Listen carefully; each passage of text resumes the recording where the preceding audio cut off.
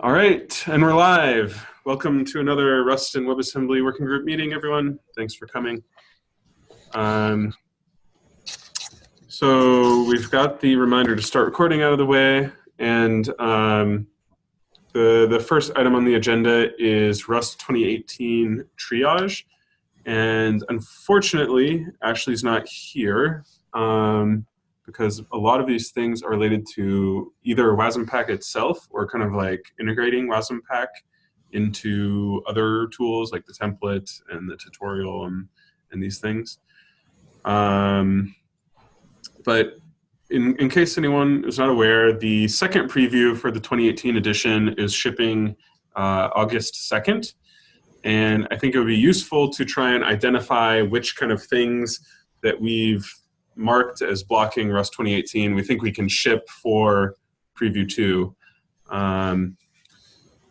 So why don't we pop that open? And so I'd already gone through and kind of added the Rust 2018 preview 2 label to 2 of the things that are in this issues list. But I'm wondering if anyone thinks we should be more ambitious or if there's anything that we're missing here. Have you added the link into the agenda? Yeah, so if you click the blocking Rust 2018 triage.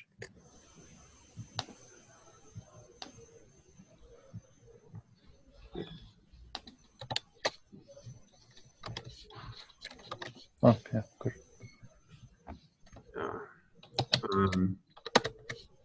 So 2 possible things that I could think of which we may or may not want to add. One is kind of not necessarily a template, but some form of like Webpack style plugin in terms of like whether one like make sure that this is ready in the sense that like I basically drop a one-liner into my application and it does everything. So it automatically runs WASM bindgen, it automatically looks everything up, installs all necessary Webpack dependencies, runs WASM opt, runs WASM, all the various things related to that, or WASM pack, whichever we're doing at that point. And so do we want to make, is that something we want to put on as blocking Rust 2018? Just make sure we have it done by that point?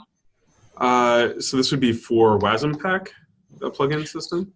No. This would be like specifically for one bundler, a plugin that actually runs WASM-Pack and actually executes everything like that. Yes. I think that probably a WASM-Pack plugin for Webpack should be a blocker for 2018. Yeah, I agree. Yeah. Do you have an issue already open somewhere, Sven, for WASM-Pack plugin? I'm not sure, but I'm going to check. Okay.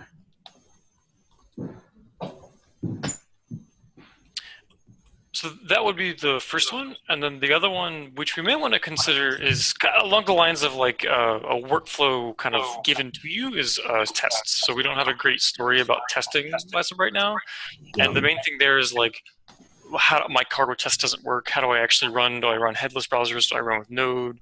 All that various business. And so fleshing out that story and making sure that it's basically there's a guide that says like, do these very simple steps, and now you can get all the stuff that you would otherwise want. So we pretty much cut testing from the 2018 goals because it was like for a long time blocked on custom test frameworks and things like that to have like a super good story. What are you thinking is in scope for 2018 here? Like just documentation on the status of right now? I mean, that's a good point. I had forgotten we had it. And it's true that like this is never going to be as good as it's going to be with custom test frameworks and whatnot. But right. I suspect that with procedural macros being stabilized and with I think that gives us enough of a hook to have a story as opposed to no story. And so in that sense, I mean, I agree. Like it might be kind of here's the semi-hacky, not perfect solution, but actually get stuff done, versus not doing anything, saying that, oh, well, the correct solution, which is definitely waiting for custom test frameworks, isn't quite here yet. So I don't know if we want to relitigate all that again, but it's just a possibility of something we want to have on here as well. Yeah, so we do have a little bit of documentation on how to like config things on or off and like run native tests for things that don't require interaction with JavaScript. Yeah. But it's not great. You had something, Sven? Yeah. Does the testing story involves debugging story as well? The debugging as well? I wouldn't necessarily consider them intertwined. Like, I would say that if, like, a testing story is not complete if the test fails and you have no clue as to why. So, like, there's just some level of debugging where, like, printing should work or, like, panic messages should come out. But I wouldn't consider that the testing story isn't blocked on a full debugging story where I can actually like pop up a web browser and have a little console every now and then or like break at any arbitrary location. So for me, it's like minimal debugging is necessary to get a good enough testing story for 2018. I would say at least. I think using console error panic hook should be enough. And then like also custom messages for assertion failures and things.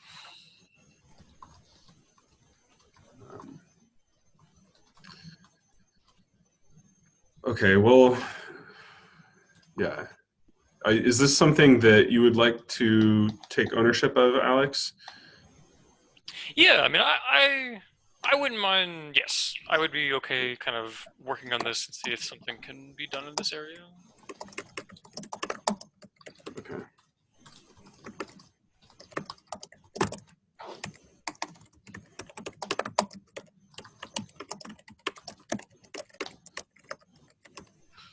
Cool. All right, so I don't know if anyone here knows the status, but I just wanted to kind of like, I guess, share a concern that I have, which is like, so like, again, a lot of this stuff is related to WASM-Pack that we're kind of blocked on for 2018.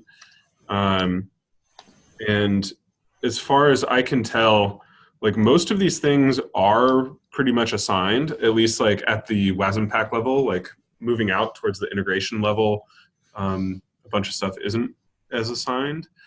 But it seems like a lot of the people that these things are assigned to are kind of don't have a lot of time to commit to working on these things, like kind of maybe active like once or twice a week, which is totally okay, but maybe not something we want associated with like the blocking issues that we're trying to do for a deadline.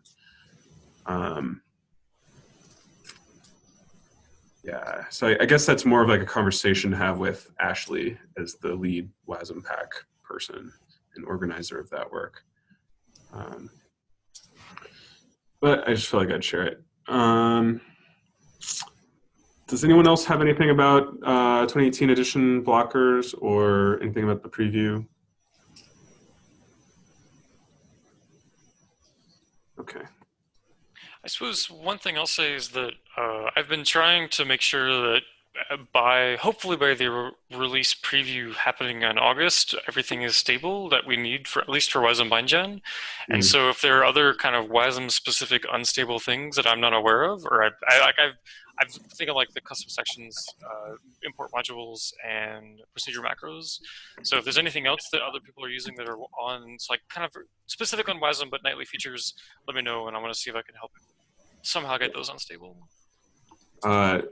So we have a separate issue for it down, like the new WASM BindGen release for nightly, but I think whatever we do there, that should also be a blocker for preview too, because right now all WASM BindGen projects that aren't using Git are broken. Yeah, I mean, I want to solve that by the end of today. End of day today. Yes. Yeah. All right. So let's jump into status updates.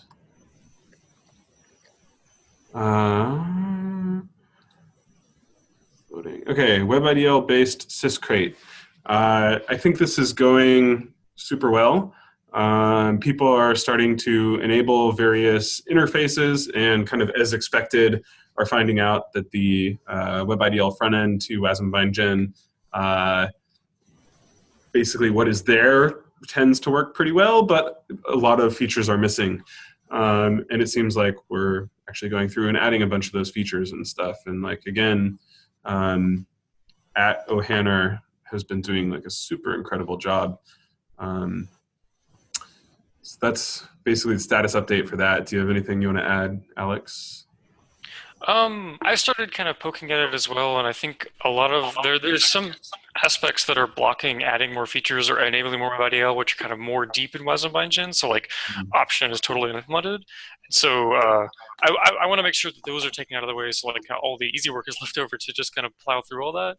And so I'm currently aware of options, and I don't mind working on other stuff. But if anything comes up as like this just needs really low level support as a BindGen, I'm more than happy to help out and to kind of and to try and get that done. Cool.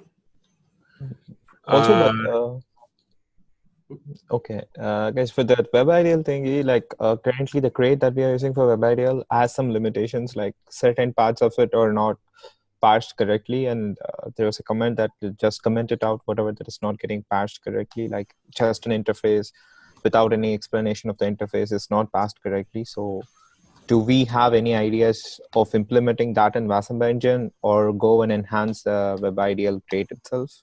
Any plans for that now? So I think const is not actually valid in a namespace. And so the WebIDL files we have are actually are not valid. They're relying on a bad parse. I don't know. So I think long term we're planning on moving to the MIDIL crate that C. Sharad wrote, because it'll be much easier for downstream users because it doesn't use Lollipop, it uses nom, so it compiles much faster. But like that's a whole nother discussion as well. But as far as I know, the constant namespaces is the only kind of like hiccup that we've run into as far as the WebIDL crate. I think for interfaces, we had an issue which kind of is not working. Like if I just give interface and interface name together without any explanation to that interface or without any methods inside that interface, it kind of like it is not parsing. With most of the ideals that we have, for example, I started with IndexedDB, and most of the ideals inside that has just the interface and interface name inside, which is kind of like I have to mask everything out. So I think, and also I think the repository owner of WebIDL said no for that feature currently.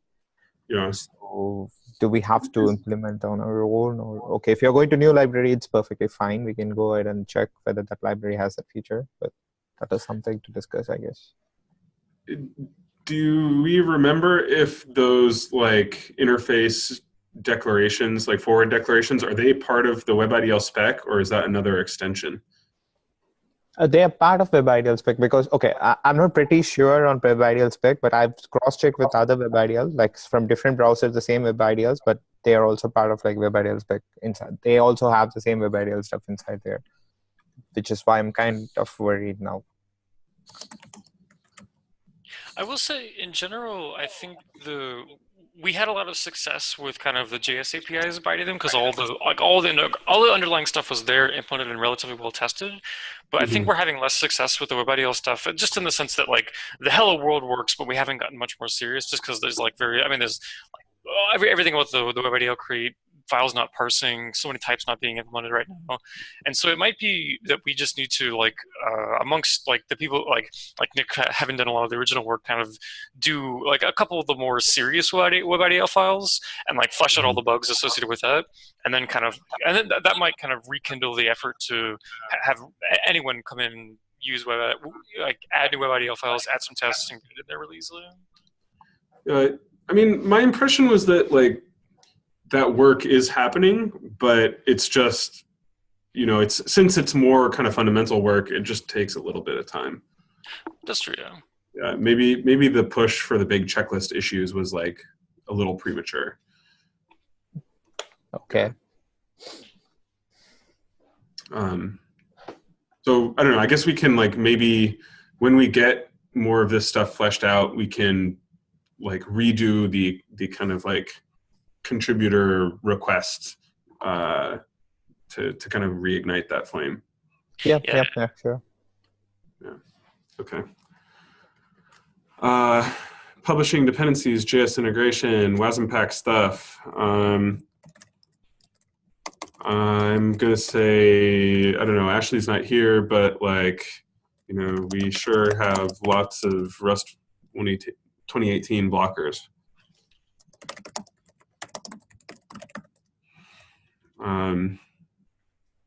Yeah, I don't think there's too much more to say with this group of folks. Bundlers, Sven? Yeah. Same, there isn't much to say because I couldn't work since the last meeting. So I'm still in the same state. Well, I would say that we are a bit off track because I would like to have at least one version of the plugin to try. But we have off track. Okay. And the big piece that's missing is like a WASM-Pack plugin, or yeah. So currently we have the plugin that invokes the WASM snip and WASM optimize, but we will have to refactor it to spawn WASM-Pack instead. Yeah. But we are not far away, I guess. But we will need to do it and do at least one version. Okay. Is this something that like you'll be on top of until our next meeting, or do you need some help with this? When is the next meeting? Are we heavy? Just a week. Like, I mean, I have some time next week. I will be able to do it next week. Okay. But Sven, if you need any help on it, you can reach out to me. Then maybe we can do it together and finish the stuffs. Yeah, sure. Cool. Thanks. Thanks, Sandil. Documentation. So lots of documentation folks are out, so I can do an update. I think, as far as I know, it's the same status as last week. There's been like little PRs merged, but none of the kind of more fundamental work that we've been aiming for has happened. And so I know there's one person on, I think it's the Rust Reach team, who's working on replacing all of the, is it Sarah that's doing that? I'm not sure. That's replacing, making the tutorial use the template and all of that. But like, I don't have a lot of insight into progress there. So that's something I need to circle back on. Website, Sandil? So I had an initial prototype designed, and then I shared that with Ashley, and I'll just create a work in progress PR, which Ashley was mentioning in the group other day. I'll be going on doing that. And also I think like I'll share the code with you guys, or share the pictures, whatever I had in my mind with you guys. So if you have any other feedback, you can just let me know. And yes, that's pretty much it on that side.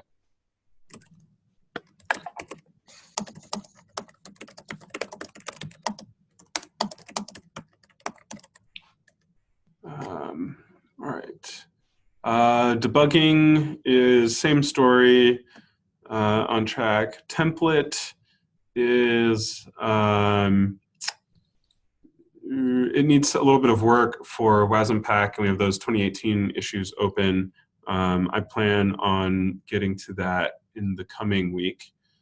And then Ashley is also has a WASM-Pack template that she's making work with Cargo Generate. Oh, so I guess the big news is Cargo Generate is shipping. So there's a tool to do scaffolding and templates and stuff. And so Ashley's she's working on the WASM-Pack tutorial in the book right now to get that using Cargo Generate and WASM-Pack template and stuff.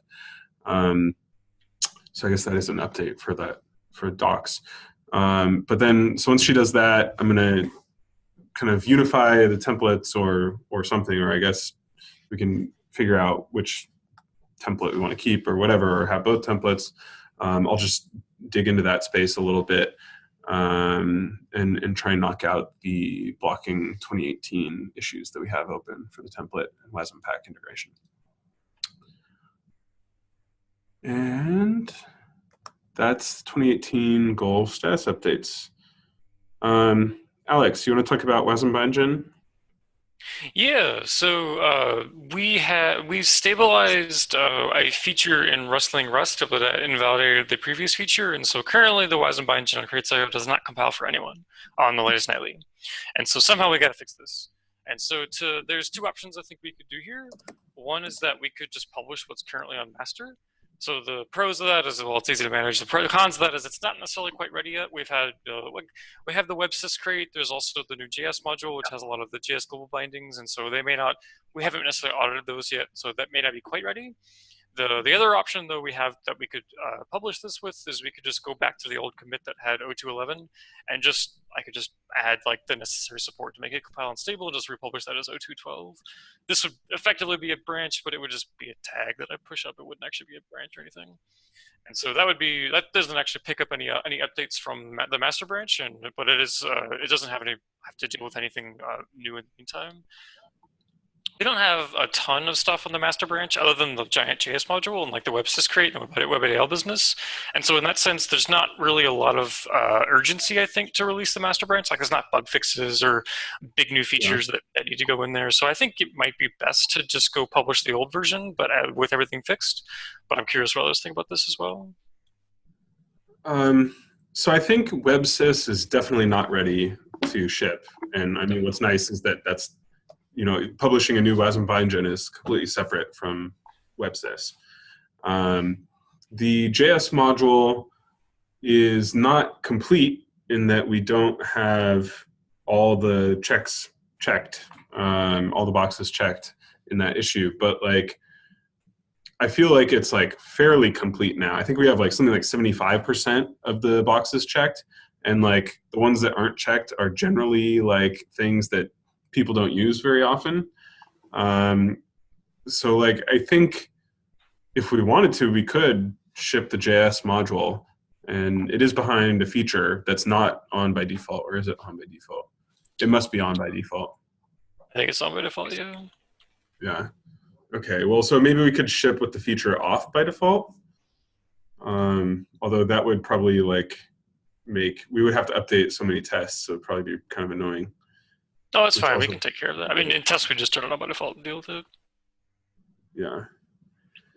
True. I don't know. What are your thoughts? I don't see a problem. I mean, if we want to go that route by turning it off by default, there is the other option by saying we could put those in a separate crate, and then we wouldn't have to worry about this at all. And so that's a option. I don't really have a preference one or the other, though. So I like the idea of having like a JS crate, except I'm pretty sure that name is taken. But I'm trying to remember what the issues were, because initially when I was setting up the infrastructure for all of the JS bindings, there was a reason why that didn't work. And I think it had to do with like orphan impls and things like that. Or because we want nice conversions from JS value to all of these things. So I guess we would need to do extension traits. Like have JS value have like as JS string and these kinds of things. Well, so if that was the major blocker, I don't mind looking into that and seeing if we can just separate it, because I don't actually think there should be any reason. I think like right now there's a method on JS value called as.js string to give it a JS string out, but I'm pretty sure like we're going to do that with just the general conversions we're talking about in the ROC anyway. And so if we want to put this in a separate crate, I think we definitely can. Like everything about WASM Bindgen is designed to happen in foreign crates, and so this should be no different just putting it out.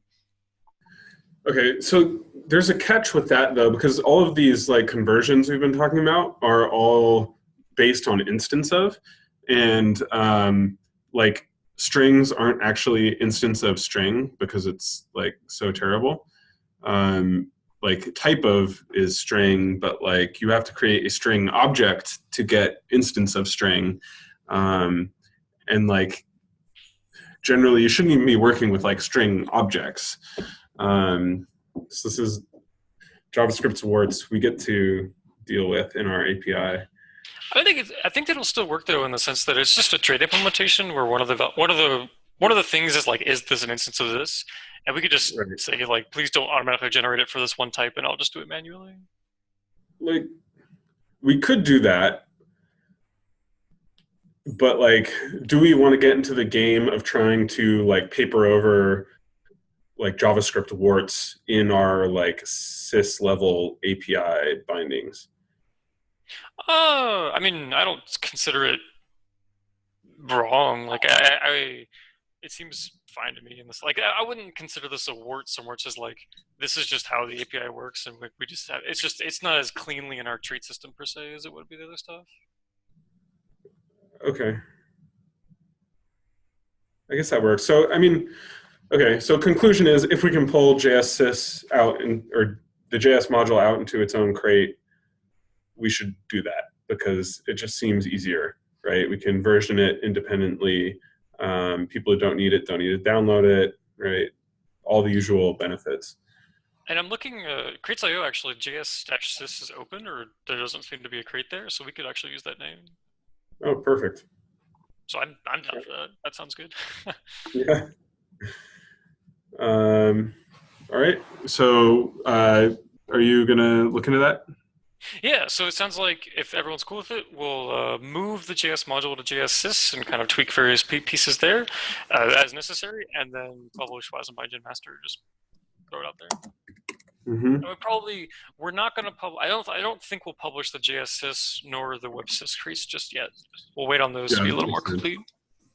And I think we should do like a once over of just like all the bindings and make sure that like we aren't returning like number objects anymore. We're returning F64s, and like I think we caught all those, but like there's just like a few places to like make sure we're doing the right thing. And like I think we want to make sure we're returning like JS string and not string, Right. which I also think the WebIDL front end should change to do that as well. Oh, well, we can debate that. We can debate that, yeah. Maybe have a small input about that. Yeah. So one advantage of having the number object instead of having just the number, you can simply exchange that with the begin object as well.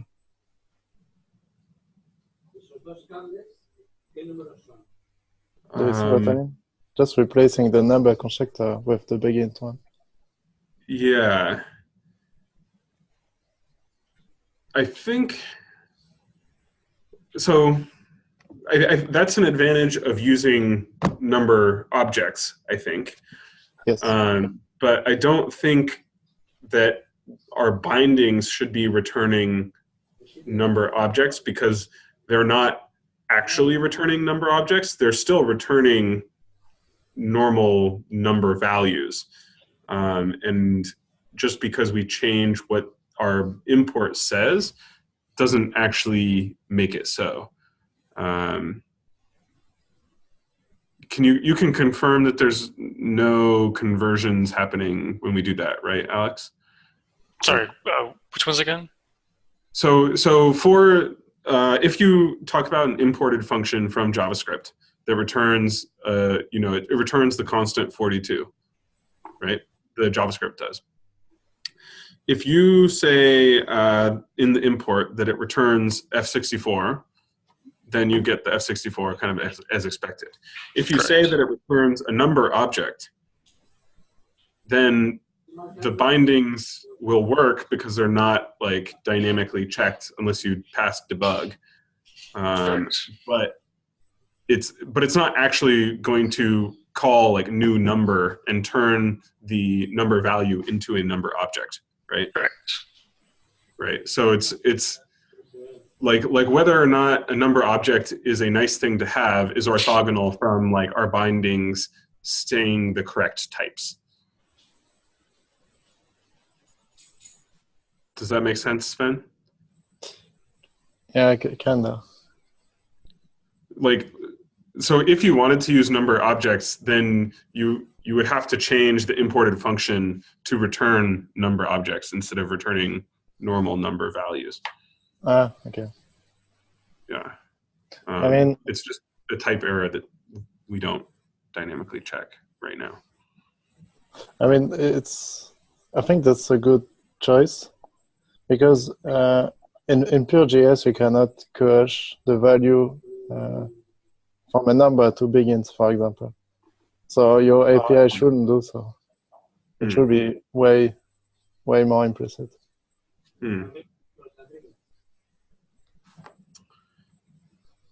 Okay. So I think we've figured out the WebAssembly release story. Do you want to talk about optional types, Alex? Yeah, this was just kind of a heads up where for a lot, WebAssembly has never supported it, and I have a PR that actually does now support it. And so I don't think there's a whole lot to talk about here. It's kind of the first thing that actually works in the various constraints that we have. And so if you have thoughts on that or would like to see various features of that, if you wouldn't mind, just check it out, leaving comments or whatever. It should be good to go as is. So I saw a recent comment this morning there that you left about how it wasn't actually going to work out the way you thought. And I fixed that 20 minutes ago. Yes. I was originally doing something when I first posted the PR, but I switched it since then, and so now it actually is working, and I have it like tests all. The final end state of the tests are all working as I would like to see now. So is it like fully general? Like, so it works with any option T where T is all the WASM ABI things? Basically, that's the idea.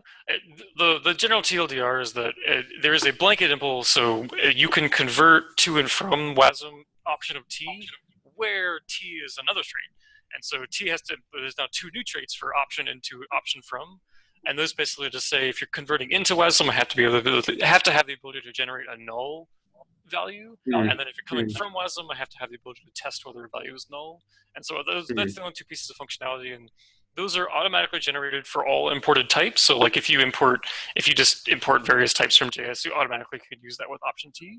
And it is not currently done for option of like current Rust structs, like if you WASM bind in your own struct itself, but it's very easy to do that. And so it's not fully general, like option of JS value doesn't work, option of I32 doesn't work. But it's general in the sense that all custom types will definitely work with this. Okay. And this is without making any decisions on how to represent optional WebIDL stuff, right? Correct. Yeah, it doesn't touch WebIDL at all. Like if WebIDL decides to literally have options in the API, it'll work just fine. And if WebIDL can still do whatever it wants in terms of multiple methods or whatever. Okay. Cool. So that's everything that was on the agenda. I have another thing we could talk about, but I want to open it up for anyone else if they have anything first. Okay, so let's talk string versus JS string. I think that we should always be returning and taking, returning and taking JS strings rather than Rust strings or stir, because the user can always convert a string into a JS string, a Rust string into a JS string. And there's costs associated with that converting, and so I don't think we should do it ourselves. And it seems like other than ergonomics, there's no downside. And then I'm fully willing to reconsider this if and when host bindings are a thing. Yeah, so that is the main thing that I would say, which is as far as I know, the idea with host bindings is that you don't do anything like this, where if a API says it takes a string, it takes a pointer and a length, and you just hand it down to WASM memory and it just deals with it. And so in the future host bindings world, as far as I understand, I haven't confirmed this, we wouldn't JS string would be the wrong thing to pass, and then actual pointers and values would be the right thing to pass. So that's where, like, given that belief, I'm more, and I would personally prefer to shoehorn towards that.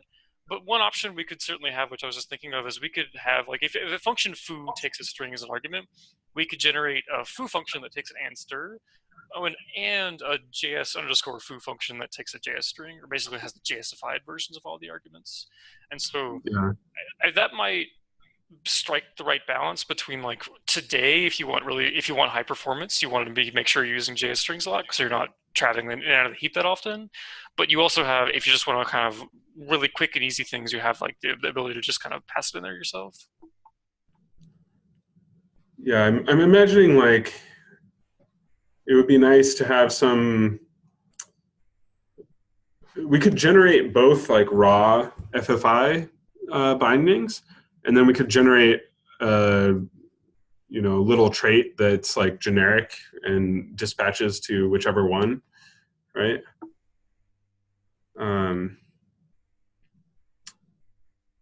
Like a function that takes a S that's like S is some sort of string, and then we have a trait for that function that's implemented by Rust strings and JS strings, and goes out to the appropriate thing. And so like you get the nice ergonomics, but you can use either. But that's also like a bit more than we are usually doing. I mean, you have a good point where like the ergonomics don't matter too much in the sense that it's a syscrate, but for me it's more of the, like, all of WASM bindgen is geared towards eventual host, like once host bindings exist, everything just magically gets super fast. And so that's why that's the main reason I would want to try and go towards that style of API as much as possible. Yeah. I feel, this might be good to like ping Luke about and ask him his thoughts. I'll add a note here. Because it's also one of those things, I mean, so in the short term, no one's really doing a whole lot of performance sensitive stuff as far as we know with this. And so it can be benchmarked, but it won't necessarily like matter in large applications just because it'll take time for this to actually be used in those contexts. And so in that sense, having nice ergonomics might be a little better for kind of uptick and kind of actually using it, but that's just a small thing. But yeah, I'll definitely ping Luke and ask him about like how this is expected to work in host bindings and whether that document is still up to date or whether it's been superseded. Yeah. Would it make sense to separate it between development build and production build? I'm sorry, I didn't hear that. I mean, so you're talking about two modes. Would it make sense to just do one in development or do the other one in production? I don't think so, in the sense that this is affecting how you write the code. Like, this is affecting the API itself, so this is kind of like what the crate is giving you. And if that changed between debugging or like production and development, it might actually break your code, or you have to like rewrite everything anyway to match the two. Okay. Yeah. All right. Well, anything else? Should we call it a meeting? I can pop in and just say if there's any of the triage issues that need help, I'm happy to try and help out how I can.